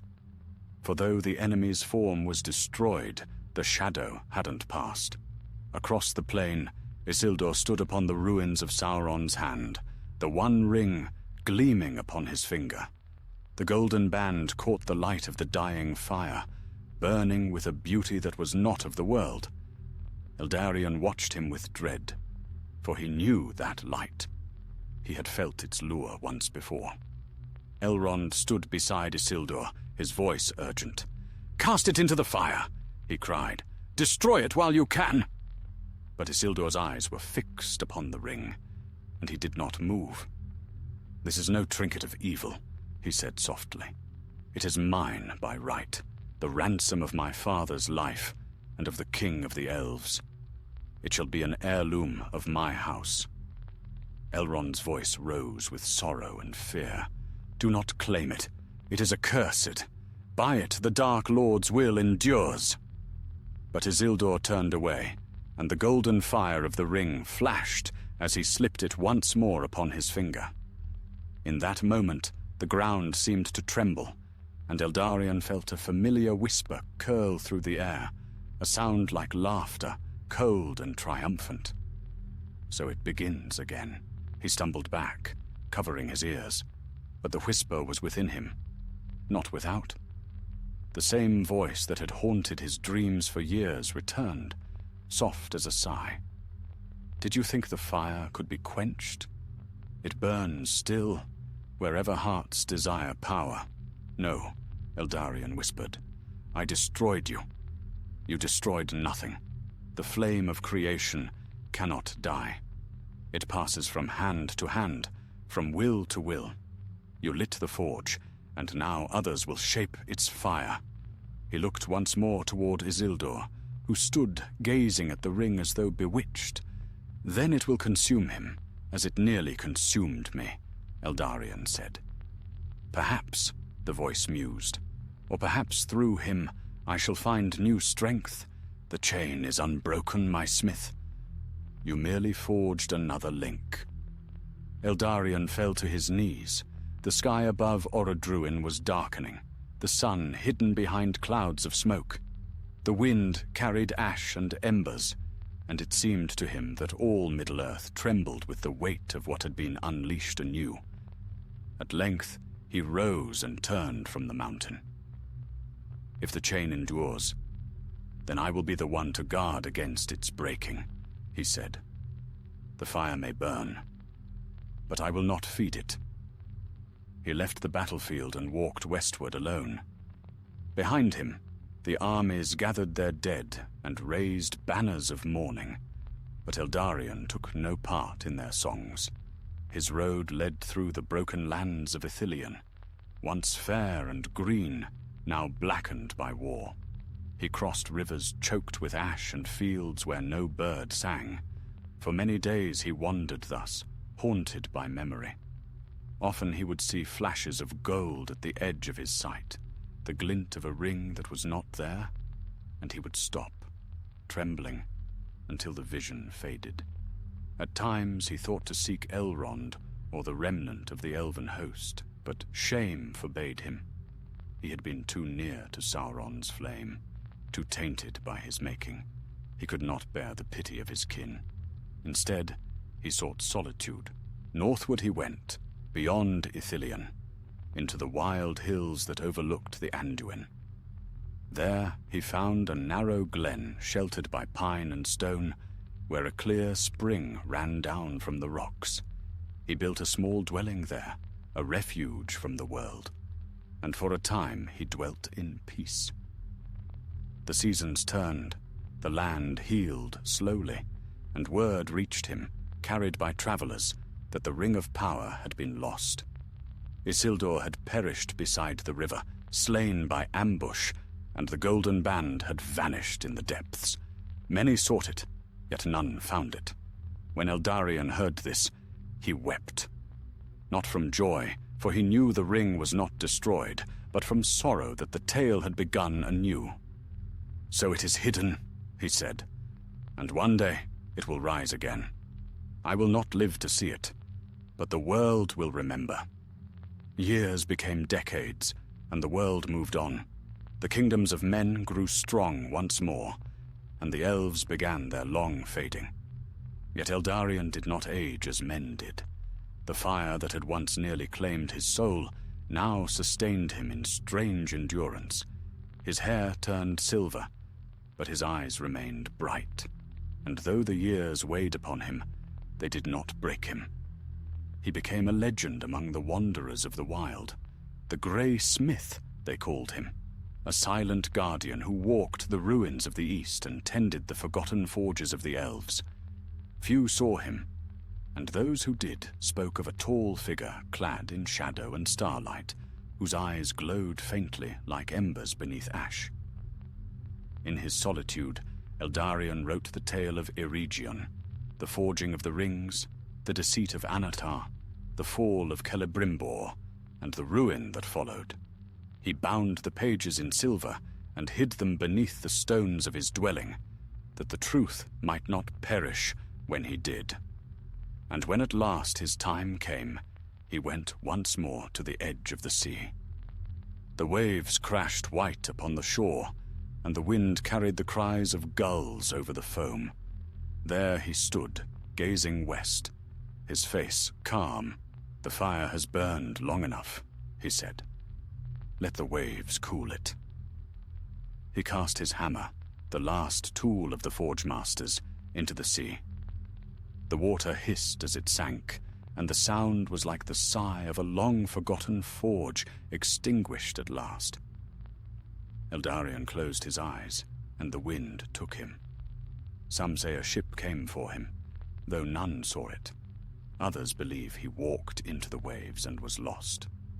But the elves of the havens tell a different tale, that upon still nights, when the sea is calm and the stars burn bright, the faint ringing of a hammer can still be heard, far beneath the waves, beating in time with the pulse of the world. And they say that somewhere in the deeps, amid the wrecks of forgotten ages, a single glint of gold yet lies sleeping, waiting, watching for the hand that will one day wake it. 100 years passed, and the age waned. The shadows of Mordor had fallen into silence. But silence in Middle-earth is never eternal. The world turned, kingdoms rose and faltered, and the memory of the last alliance faded into song. Men spoke of victory and of peace, but in the deep places of the earth, where light had never reached, something yet breathed and waited. Far to the north, beneath mountains untouched by war, there stood a place long forgotten, the hidden forges of Naragul, once a sister hall to Eregion, now buried by time and rock. No living being had walked there since the Second Age. Yet one night, as the moon waned and the wind howled through the frozen passes, a tremor ran through the deep. Dust fell from the ceilings, stones cracked, and in the silence that followed came the faintest whisper, like the sigh of a sleeping fire awaking. It was in those same northern lands that a company of dwarves traveled in search of lost halls and ancient treasure. They were hardy folk of Khazad-dûm, for the long peace had made them bold again, and rumor had reached their king of a hidden workshop from the elder days. Their leader, Brogdin, son of Brok, was young by the measure of his people, his heart restless for deeds that would carve his name in stone. "Mark my words," he said, as they made camp by the foothills, their breath misting in the chill air. "These hills hold secrets. The elves left much behind when their fires went out. Gold and craft, aye, and perhaps more." His second, a broad-shouldered smith named Gamil, spat into the fire. "Elvish relics are more curse than coin. The old tales say their works were tainted by the great deceiver." Brogdin laughed. "Old tales, old fears. I'll take gold over ghosts." At dawn they descended into a valley veiled with fog. There they found a cleft in the mountainside, half hidden by ivy and snow. Ancient runes marked the lintel, runes of Eregion, weathered but still legible. Brogdin traced them with a gloved hand, muttering. Forge of Renewal, it says. By Durin's beard, this is it. They entered. The tunnels wound deep into the mountain, black and silent. Their torches threw wavering light across walls carved with scenes of craft and glory. Elves at their forges, stars of fire, hands raised to the heavens. The air grew warmer as they descended, though no flame was seen. At last they came to a vast chamber. Broken anvils lay scattered like bones, and in the center yawned a pit where molten rock glimmered faintly far below. Brogdin's eyes shone. A forge indeed, he whispered. Older than Khazad-dûm itself, by the look of it. They set about exploring. One found a chest of rusted tools, another a cracked helm wrought with strange beauty. Then Gamil called out, his voice echoing through the hall. Lord Brogdin, here. Brogdin strode to where the dwarf knelt beside a pile of rubble. Something glimmered there, a faint light like that of polished gold. Together they cleared the stones, and from beneath them came a small, round object, smooth and perfect. It was a ring. No inscription marred its surface, yet its light pulsed gently, as if alive. Brogdin lifted it between thumb and forefinger. Now here's a find to make a king's ransom, he murmured. Gamil stepped back uneasily. Put it down, he said. That's no trinket. Feel it. The air's gone heavy. But Brogdin did not heed him. He turned the ring over in his hand, marveling at its craft. It's pure, he said softly. Too pure. This is no common metal. The others gathered around, murmuring. The torchlight dimmed, though no wind stirred. For a long moment, none spoke. Then, faint as breath, a voice whispered in the stillness. At last, the dwarves froze. Brogdin's hand clenched around the ring. Who speaks? He demanded, his voice echoing. No answer came, only a low hum, like the sound of a forge awakening. Heat rippled through the hall, and from the pit below rose a faint red glow. The air trembled. Out! Gamil shouted. This place is cursed! But before they could flee, the floor shuddered. Flames leapt from the pit, and a wind rushed through the chamber. Brogdin staggered, his eyes wide as he looked upon the ring. Its light had changed. Now it burned with a dark fire, and the whisper came again, clearer. Maker and maid are one. The fire remembers. The dwarves dragged their leader toward the exit, but Brogdin resisted, clutching the ring to his breast. It calls to me, he gasped. It knows my name.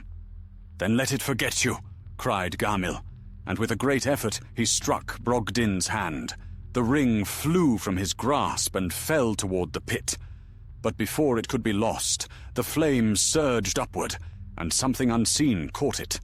The fire withdrew as swiftly as it had come. The hall was plunged into darkness. When the dwarves relit their torches, Brogdin lay senseless upon the stone, his hand seared and blackened. The pit was silent again, and the ring was gone. They bore him back to Khazad-dûm, though none spoke of what had passed. Brogdin recovered, but his eyes were changed, deep and haunted, as though he had glimpsed something that no mortal craft should see. He spoke little thereafter, save in mutters of the golden flame and the whisper of the forge. In time he disappeared. Some said he went east, driven by dreams of fire, others that he wandered the deep halls, seeking a voice that only he could hear. Gamil swore never to speak of that journey again. Yet in the years that followed, strange tidings came from the east. Travelers whispered of a fire rekindled beneath the mountains, of smithies burning where no hands worked, and of a new shadow stirring in the lands once scoured by war. The wise took counsel in secret. Elrond, grown grave with centuries, said, "A remnant of Sauron's work survives. Not the one, but another, a seed of his will, long hidden." And Galadriel, gazing westward, answered, "Then the circle is turned again. For fire may sleep, but it never dies, and from the ashes of the first forging, a second doom may yet arise." Far beneath the northern hills, deep where no light had shone for ages, a faint glow trembled within the stone. The forge of Naragul was waking. Upon a single anvil lay the golden ring, perfect and unbroken. And though no hand touched it, it spun slowly in the air, turning of its own accord. The whisper came once more, soft, cold, patient. The price is not yet paid. The snows of the north melted into spring, and in the golden woods of Lorien, Galadriel stood alone beside the mirror. The waters were still, yet light moved upon them, as if stirred by unseen hands. Her gaze was distant, fixed beyond the trees and the mountains, into shadows that few living hearts dared to look upon. For she had felt it, the faint tremor of awakening deep in the bones of the earth. A fire long thought dead had stirred again. "The forge burns once more," she whispered. "The flame that Anatar kindled has not yet gone out." Elrond came to her, weary from travel, his silver hair bound back from a face troubled with care. "Rumor comes from the east," he said. "The dwarves speak of strange fires beneath the mountains, and of whispers in the deep places. The ring of which you warned us, could it be the same that tempted the smith of Eregion?" Galadriel's eyes, bright as stars, turned toward him. Not the same, yet bound by kinship. The work of Sauron was manifold. What was cast into darkness has now risen to seek the light of the world again. A lesser ring, perhaps, but wrought with his will, and with the memory of its maker's hand. Elrond's face grew grim. "Then another age of grief may be kindled, if we do not act." She laid her hand upon his arm. "Patience, my friend. The fire that rekindles itself may yet consume its bearer before it spreads. Let us see what hand it chooses." Far away, beyond the greenwood and the running rivers, in the shadowed lands where men seldom walked, Brogdin, son of Brock, wandered through the ruins of his own mind. The memory of the forge still haunted him. The heat, the voice, the whisper that had called his name. Though he had fled the mountain, the sound followed him in dreams. At night he heard hammers beating in the deep, and in his heart burned a hunger that was not his own. He built a small hall of stone in the wild hills, where no road passed. There he labored alone, seeking to recreate the craft he had glimpsed in that fateful chamber. But no fire would burn hot enough, and no metal would take the shape he desired. His forge became a tomb of frustration, its walls blackened with soot, its silence broken only by the echo of his own despair. Then one night, as the wind howled through the cracks, he heard the whisper again, soft as the breath of flame. "You sought me, and I have come." Brogdin's hammer fell from his hand. He turned, and in the center of the hall stood a glow, faint but steady, like the light of molten gold. From that glow rose a shape, small, round, perfect. The ring. "You," he breathed. "I saw you fall into the fire." "The fire was my home," said the voice. "It sleeps in all things that burn, and it calls to those who remember its touch. You awoke me, Brogdin, son of Brock, and through you I shall be reborn." He fell to his knees. "What would you have of me? Forge, shape, create. That is your nature, and mine." He trembled. "I am no elf lord, no maker of sorcery. I am but a smith of stone and steel." The voice grew warmer, coaxing. then forge in stone and steel. I ask for no craft beyond your reach. Only take me, and I will teach you the song of fire that sleeps beneath the world." Brogdin's eyes shone with fevered light. He reached out, and the ring settled into his palm, cool as water, yet pulsing with life. When he slipped it upon his finger, the forge flared to life. The flames rose high, white and pure, singing with strange voices. The hammer leapt to his hand as if alive, and the metal before him flowed like quicksilver beneath his touch. For 7 nights he labored without rest. When the dawn of the 8th day came, he stood before his anvil, his work complete. A great helm wrought of blackened mithril, veined with gold that glowed from within. It was a thing of terrible beauty, alive with the whisper of power. He lifted it high. "Behold," he cried, "the gift of the flame." But even as he spoke, the fire changed. The forge roared like a beast, and a shadow swept through the hall. The ring upon his hand burned white-hot, and a voice like molten stone filled the air. "You have done well, my smith. Now serve me once more." Brogdin screamed, trying to tear the ring from his finger, but it had become part of his flesh. The metal fused, the gold sank into his skin, and the mark of its making spread like fire through his veins. He fell, writhing, as the flames around him grew dark. When at last they faded, silence returned. The hall was empty. The forge was cold. Upon the anvil lay the black helm, and beside it the ring, gleaming faintly in the ashes. Weeks later, travelers passing through the northern wilds spoke of strange lights dancing upon the mountains. The air there was hot even in winter, and the sound of distant hammers echoed beneath the earth. Few dared approach. Those who did never returned. Word reached the Grey Havens, and Elrond came once more before Galadriel.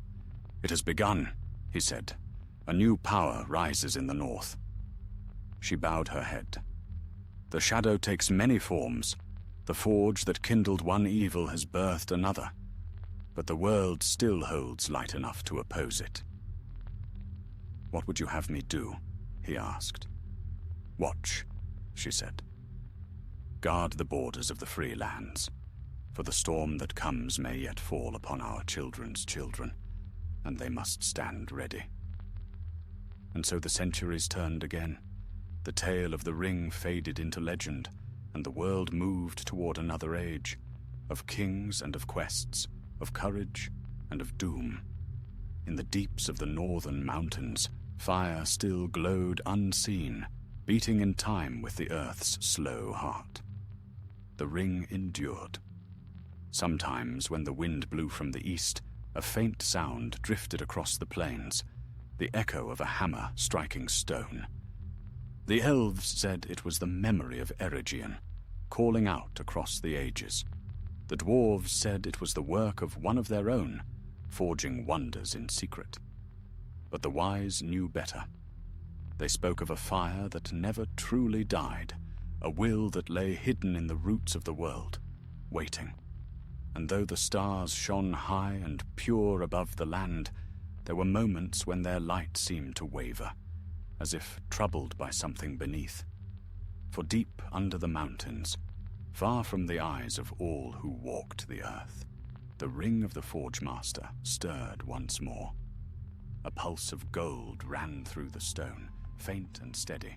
The whisper rose again, ancient, patient, full of promise. The fire remembers, the forge awaits, and the price shall yet be paid.